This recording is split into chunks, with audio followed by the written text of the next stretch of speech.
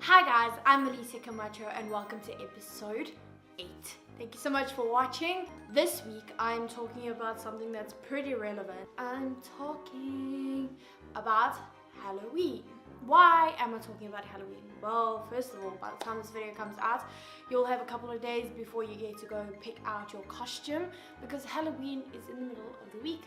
It's on the 31st of October for those of you who may have forgotten. I thought I'd talk about Halloween because it is a holiday that I've never actually celebrated.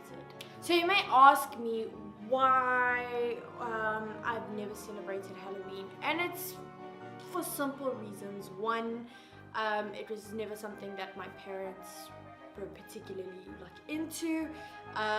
Two, I grew up in a Christian home, so Halloween wasn't really like a thing you celebrated. Three, South Africa only recently sort of got into the Halloween spirit. I think when I was growing up, I never it was a thing, but it wasn't like how Americans celebrated, for instance. And the only thing that I could say that I kind of had FOMO on was the whole dressing up thing. I was always like, why do kids get to dress up and then go get candy? So what I decided to do was find out some facts about Halloween. If this wasn't apparent to you, the word Halloween is actually a connection of two words. Hallows Evening, called All Halloween, All Saints Eve. How did Halloween come about? Halloween is actually based on a Christian holiday. What? I know, I was shocked myself. I know it's kind of ironic.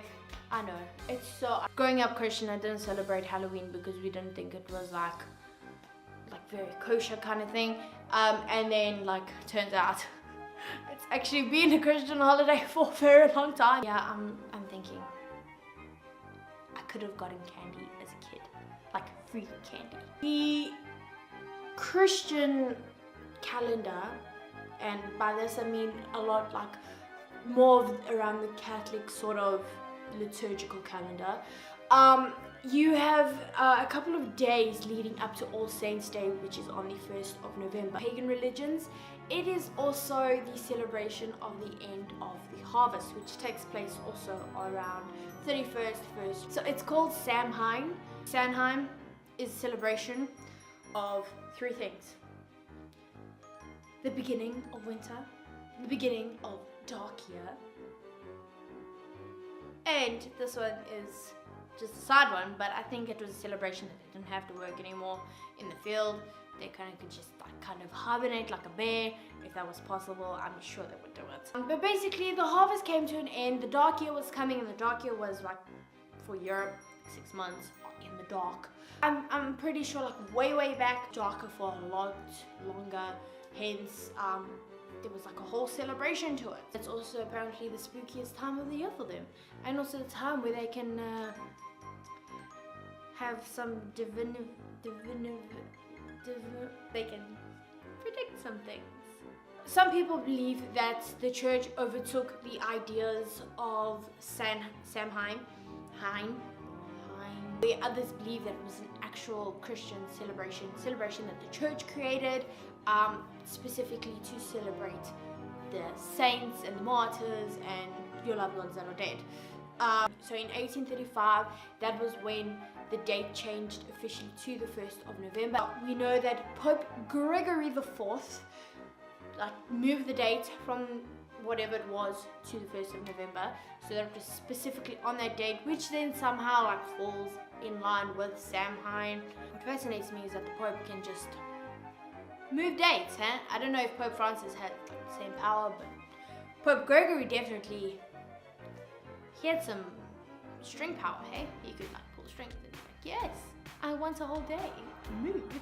So the celebrations kind of coincide, but then they overlap with each other because together they're kind of just muddled all into each other, and their traditions are crossed over, especially when the church went into England.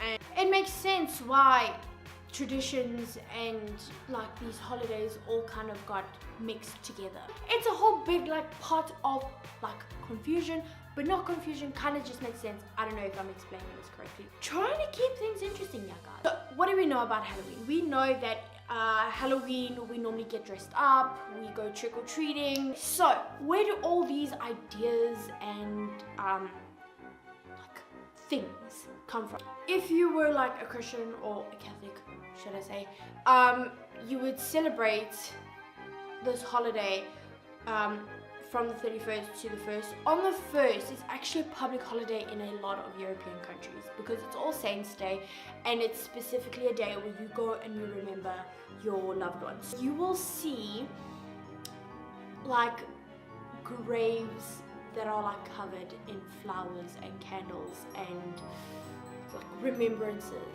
for the loved ones. In the olden days, like way back, the tradition was that you were meant to leave out a bowl of water or at your table for the evening, 31st going into the 1st. You would share that with your family and you would leave a space for them at that table. That was meant to appease the spirits that came to visit and to show them that you still remember them, you haven't forgot about them, because nobody like wants to be forgotten. But that's basically like the more traditional side. In Mexico and in South American countries, Day of the Dead basically, which is on the 1st of November, and they still do the whole celebrating. In Portugal, it is a public holiday. The trees will be filled with a lot of flowers. In terms of the pagan celebration, Samhain, from their perspective, and it also has to do a lot with celebrating the dead, but it's also the day on the 31st where the realms, call it the sheet, the shimmer, the whatever, the division, the divide, the curtain between our world and the world of the dead is like at its weakest, and sometimes spirits or fairies or I don't know what, they cross over. But the Samhain was also a time for you to predict your future, and not just like will you step on like a crack tomorrow. No. The Samhain was specifically to predict when they would get married, when they would die, who was like their soulmate kind of thing. So it was very much like trying to predict specific things, and that seemed to be the day that was like the best one, you know? Who you're gonna call when you need someone to cuddle you during the dark, yeah? I see you. No disrespect though, but I see you. How they would do this is apple bobblings. So you would put apples in like a bowl, and then I don't know how this would predict anything, but you would have to try and catch that apple. Another way would be roasting nuts. Apparently, whatever came out of roasting the nuts would, you know, tell you a certain future of yours. The two very contrasting ideas. In America, it was celebrated around like the 19th century when the immigrants were at an all-time high in America and they moved there. It was mostly only celebrated by the immigrants and in their areas. Basically, Samhain and then the Hallows Eve all became one kind of thing, and basically being filtered down to what we know as Halloween today. 20th century, like everybody was celebrating Halloween, and was just big celebration, because then it kind of like became a cultural thing instead of like a specific or, you know, religious thing. So now I'm going to give you some facts about the symbols that we celebrate. First story I'm going to tell you is about the jack-o'-lantern. So everybody knows you get a pumpkin, you carve it out, you put a scary face, or you do something cool. But why the pumpkin? So I'm going to tell you. There was a man called Jack. Now Jack got chased by the devil. He ran up a tree, and once he was in the tree, he carved in a crucifix onto the tree. By doing this, he trapped the devil in the tree as well. And so Jack was smart, so he thought, don't walk with the devil, guys, not a good idea. Anyway, and he told the devil, I will set you free from this tree if you promise to never take my soul. So the devil was like, cool, bud, I won't take his soul. Great stuff. So Jack was like, okay, cool, bye. Jack went and lived a very debauched life, and he did a whole bunch of stuff, blah, blah, blah. Long story short, once Jack died, he couldn't get into heaven. Jack was stuck, because then he made a deal with the devil, and for once the devil kept his promise and said no to Jack. So Jack's spirit came back to Earth, and he has been wandering the Earth ever since. In the meantime, the devil threw Jack a coal from hell, and Jack, in order to make sure that that coal didn't run out, he put it inside a turnip. And that's how you get jack-o'-lantern. Jack is then hiding inside the turnip for eternity, looking for a place to rest his soul. That is the story of jack-o'-lantern. Now, how did it go from turnip to pumpkin? Well, it was just once people moved over from Europe to America, pumpkins were sort of like a thing that's grown now in autumn. And they were replaced because pumpkins are softer, like than a turnip to carve out. Also, you can do a lot more with the filling of a pumpkin than what you can do with a turnip. Fun fact, jack-o'-lanterns were originally in turnips and not in pumpkins. The imagery of the skull. Now, during Halloween, you will always see a skeleton, you'll always see a skull, you'll always like, Why do we have the skull everywhere with us? Well, this is a reminder that death is always around us. The trick-or-treating story was actually my favorite story that I read up because it's actually a really like heartwarming sort of like story that you would hear. The kids in Europe, before All Saints Day on Hallows Eve, they would go around either to their neighbors or to their relatives, and what they would do is they would ask for, you know, bread or a cake, dried fruit or nuts or something like that, you know, and they would say, if you give this to me, I will then go say a prayer for the dead. One of the things that I did find out that was incredibly fascinating to me was in Portugal we have this little bread cake. It's like a mixture of things. And it's called a pão de Deus, which is like bread of God. And it's like a bread and then it has like coconut on top, baked coconut, which is really, really delicious, guys. I love a pão de Deus. And basically, pão de Deus actually came from the whole trick-or-treating kind of thing. Because the cakes that they would give, sometimes it would be bread, but sometimes it would be a bread with like something sweet on top. Nowadays we have like loads of candies, chocolates and your Skittles, and it's always just, most of the time it's done with good intentions. If you don't give, I've never heard like what would happen if you didn't give someone something.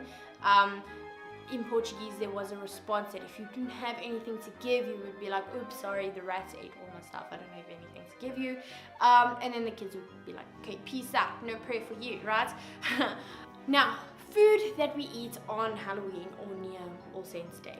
I didn't even know this, but on Halloween or All Saints Day, the church or the Christians would not eat any meat because it's remembering the dead. That's why a lot of the foods are very vegetarian based. Candy apples, a lot of pies, bready cakes, fruit cakes, as a sign of respect for the dead.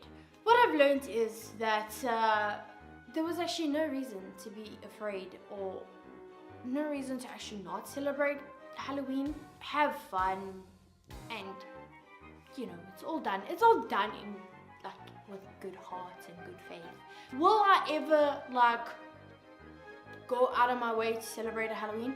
Possibly not. I mean, like if it's just hanging out with my family and watching a movie outdoors and going through like a haunted forest kind of thing, I'm down for that. I've done it before and it was quite fun.